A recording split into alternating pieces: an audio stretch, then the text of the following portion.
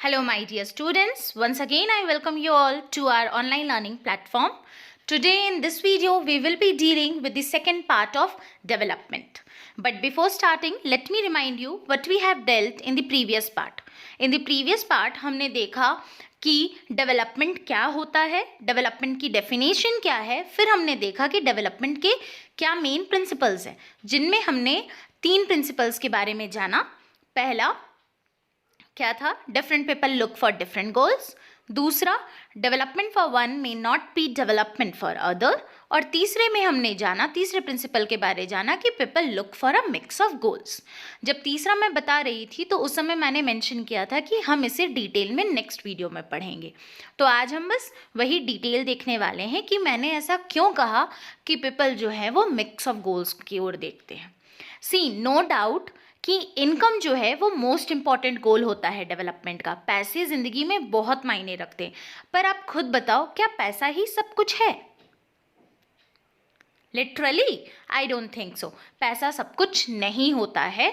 हाँ, पैसा बढ़ रहा है तो कहते हैं कि हम इम्प्रूव करें, बट पैसा बढ़ने से डेवलपमेंट हो हमेशा ज़रूरी नहीं है।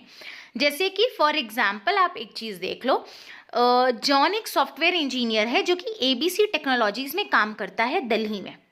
उसकी वहाँ सैलरी सिर्फ 30,000 है पर मंथ, और उसके फैमिली में 4 लोग हैं, वो, उसकी वाइफ और 2 बच्चे। नाउ सपोज उसे अपॉर्चुनिटी मिल रही है कि वो रांची में आके जॉब करे और उसकी सैलरी जो है वो 70,000 है। अब एक बात बताओ, सैलरी तो एकदम डबल से भी ज़्यादा है, येस और नो, है ना? तो आपको क्या लगता है, वो ये अपॉर्चुनिटी को फेच करेगा? क्या वो इस अपॉर्चुनिटी को एक्सेप्ट करेगा? जस्ट टेल मी, वो एक्सेप्ट करेगा या नहीं? I think, in fact I am pretty sure वो एक्सेप्ट नहीं करेगा। क्यों नहीं करेगा? तो यहाँ से इनिशियली देखो, सबसे पहले दिल्ली बड़ा शहर है, वहाँ पे हर चीज़ की फैसिलिटी बहुत बेटर है as compare to Ranchi. Ranchi इतना बड़ा शहर नहीं है, ठीक है। दूसरी चीज़, उसको अपने परिवार से बहुत दूर रहना पड़ेगा जॉब के लिए। तो यानी कि हम अपने फैमिली को भी देखते हैं कि मेरी फैमिली मेरे से कितनी दूर हो जा रही है। तीसरी चीज़, दिल्ली में जो उसको एटमॉस्फेयर मिलेगा, जो एक्सपोजर मिलेगा, जो चीज़ें, नई नई चीज़ें सीखने को मिलेंगी, वो चीज़ें रांची में नहीं मिल पाएंगी।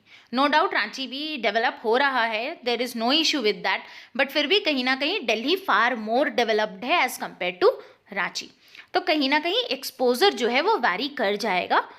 तो कहीं ना कहीं उसे सोचना पड़ेगा कि उसे ये नौकरी करनी चाहिए या नहीं, ठीक है। यानी उसके दिमाग में किन किन बातों का ध्यान आया? पहले तो उसके पास बेसिक फैसिलिटीज़ है कि नहीं, रांची में जो फैसिलिटीज़ मिलेगी और जो दिल्ली में फैसिलिटीज़ मिलेगी उसको वो कंपेयर करेगा। फिर दूसरा, वो वर्क एटमॉस्फेयर को कंपेयर करेगा कि दोनों जगह का वर्क एटमॉस्फेयर कैसा है। अब उससे उसको हो सकता है ऐसा फील हो कि नहीं, रांची का जॉब मुझे एक्सेप्ट नहीं करना चाहिए, दिल्ली 30,000 में ही मैं खुश हूँ। He can feel that. तो आप देखें ना, इनकम उसका बढ़ रहा था फिर भी वो उसे एक्सेप्ट नहीं किया। तो हम कह सकते हैं कि लोग जो होते हैं वो मिक्स ऑफ गोल्स की ओर फोकस करते हैं। सिर्फ इनकम ही उनका गोल नहीं होता है, apart from income there are other goals too जो कि मैटर करते हैं। ओके, चलिए अब आते हैं नेशनल डेवलपमेंट के बारे में जानते हैं। बट उससे पहले मैं एक चीज़ बता दूं जो मैंने पीछे नहीं बताया था कि डेवलपमेंट का मीनिंग तो हमने देखा था। डेवलपमेंट का मतलब क्या होता है? प्रोग्रेस या ग्रोथ। ये वो प्रोसेस है जिसमें कोई भी चीज़ ज़्यादा एडवांस और मैच्योर हो जाती है, यस और नो।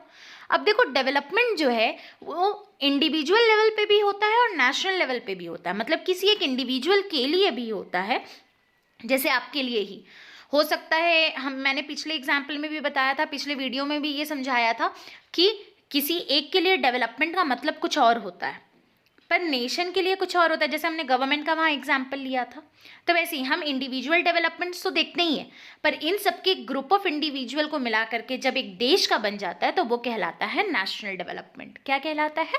National development. अब नो डाउट हमने देखा कि इंडिविजुअल के लिए इनकम एक इम्पॉर्टेंट गोल होता है डेवलपमेंट का, बट एवरीथिंग नहीं होता है। वैसे ही नेशन के लिए भी इनकम एक इम्पॉर्टेंट गोल होता है। अगर इनकम नेशन के पास आ रहा है तभी कहते हैं कि नेशन डेवलप कर रहा है। अब आप मेरे से एक क्वेश्चन पूछ सकते हो कि मैम, एक बात बताइए, एक इंडिविजुअल तो मिक्स ऑफ गोल्स देखता है, क्या गवर्नमेंट भी मिक्स ऑफ गोल देखता है? यस, एग्जैक्टली देखता है। इसको मैं ज़्यादा एलोबरेट नहीं करूँगी, मैं अभी का केस बता देती हूँ। कोविड-19 चल रहा है, हमारे यहाँ लॉकडाउन चल रहा है। आप खुद बताओ, गवर्नमेंट का इनकम रुक गया है, क्या उसका इनकम इम्प्रूव हो रहा है? नहीं। गवर्नमेंट चाहती तो उसको डेवलप होना है, भाई जाओ तुम काम करो, बीमार पड़ते हो मुझे क्या फ़र्क, सोच सकती थी ना, बट नहीं, उसने इनकम के अलावा दूसरे फैक्टर्स को भी ध्यान दिया। क्या फैक्टर ध्यान दिया? हेल्थ ऑफ द सिटीजन्स, कि उनका हेल्थ सही रहे। तो हम कह सकते हैं कि हम किसी एक पर्टिकुलर इनकम पे ही फोकस नहीं करते हैं, बल्कि उसके अलावा और भी बहुत सारे फैक्टर्स हैं जिनको हम मिला करके अपना गोल डिसाइड करते हैं। इवन कंट्री भी वही करता है। अब आपके दिमाग में एक क्वेश्चन आ रहा होगा कि किसी भी नेशन का इनकम क्या होता है। चलो थोड़ी देर आप लोग ये चीज़ को सोचो क्या होता है, तब तक मैं आगे बढ़ती हूँ, उसके बाद मैं आंसर करूँगी आपके इस क्वेश्चन का। चलिए अब नेक्स्ट टॉपिक देखते हैं, कंपेयरिंग नेशंस। अब आते हैं, उससे पहले कंपेयरिंग क्या होता है, कैसे करते हैं वो जानते हैं। सी, कंपेयर करना मतलब कोई दो या दो से ज़्यादा लोगों को आपस में आप क्या कर रहे हो, उनके सिमिलैरिटीज़ और डिफरेंसेस को देख रहे हो, ठीक है।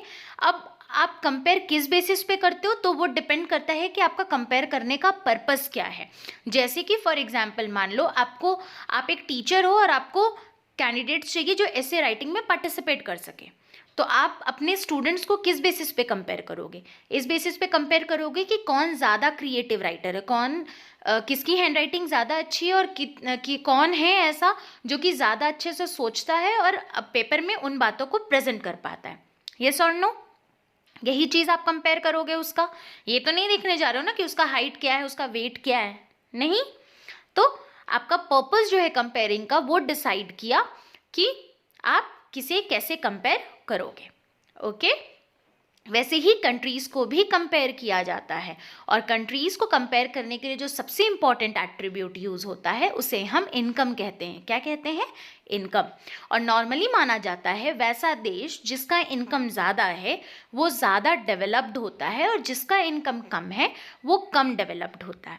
ऐसा नॉर्मली माना जाता है, यूजुअली माना जाता है। हमेशा ऐसा हो ज़रूरी नहीं है।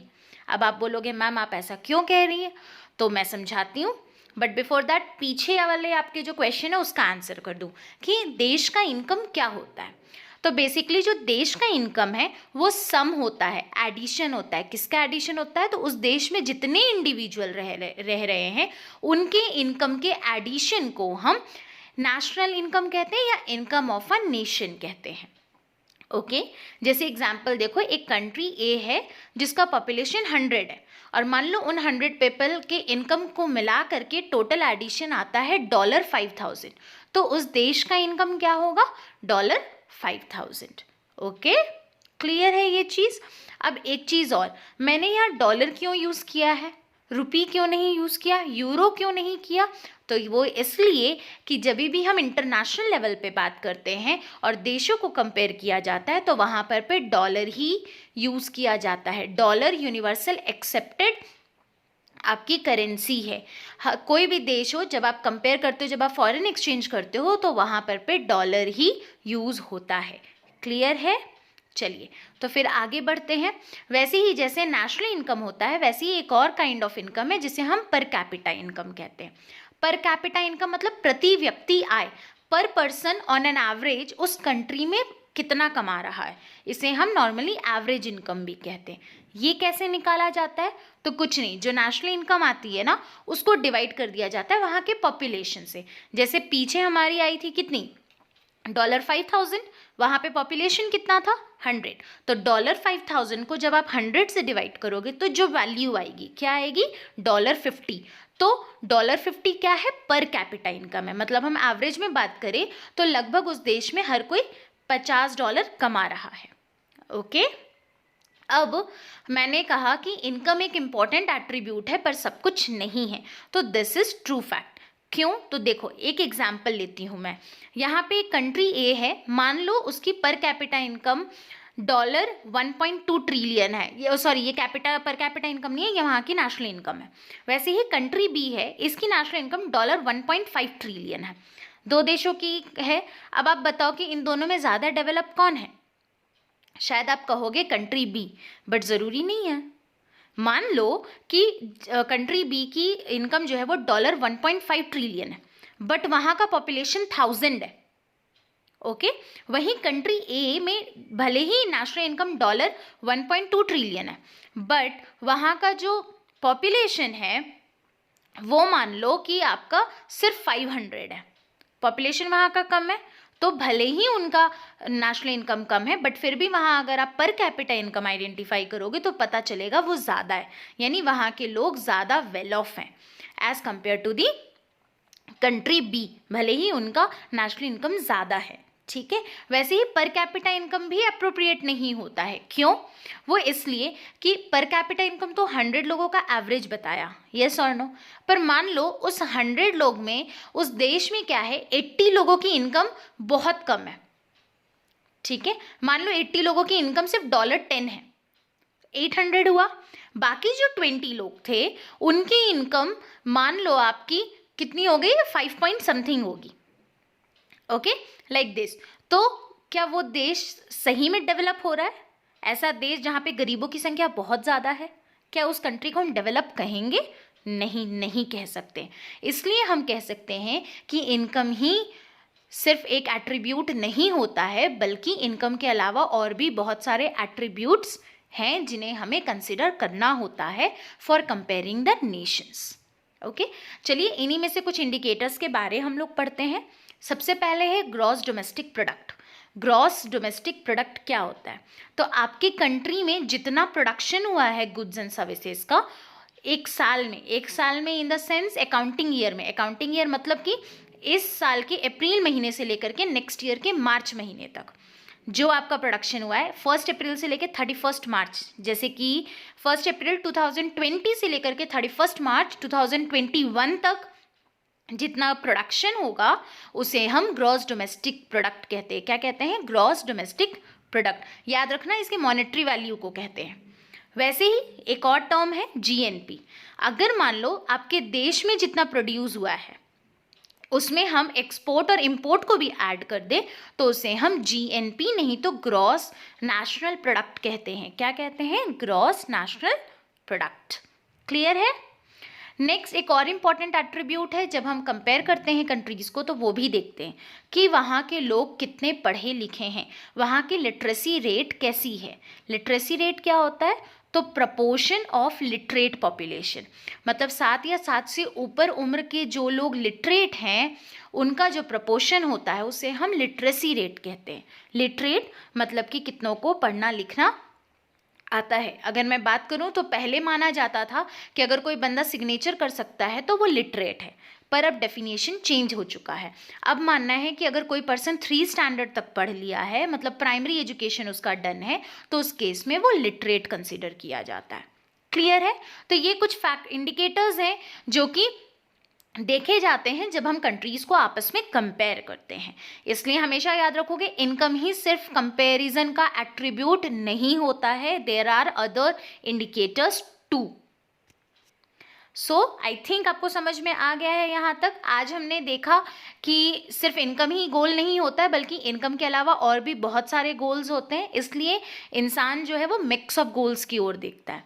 फिर हमने जाना कि जैसे इंडिविजुअल डेवलपमेंट होता है वैसे ही नेशनल डेवलपमेंट भी होता है, और नेशंस को कंपेयर करने के लिए हम कुछ इंडिकेटर्स का यूज़ करते हैं, जैसे कि इनकम तो देखते ही है, नो डाउट नेशनल इनकम देखा जाता है, उसके अलावा पर कैपिटा इनकम, फिर हम लोग लिटरेसी रेट देखते हैं, GDP and GNP, in indicators को यूज़ करते हैं। होपफुली आपको क्लियर हो गया है टॉपिक। अगर कोई डाउट रह जाता है तो you can ask that in comment section. Thank you for listening to me, thank you for being with me, and अगर ऐसे ही आपको वीडियोज़ और चाहिए तो स्टे ट्यून टू अस।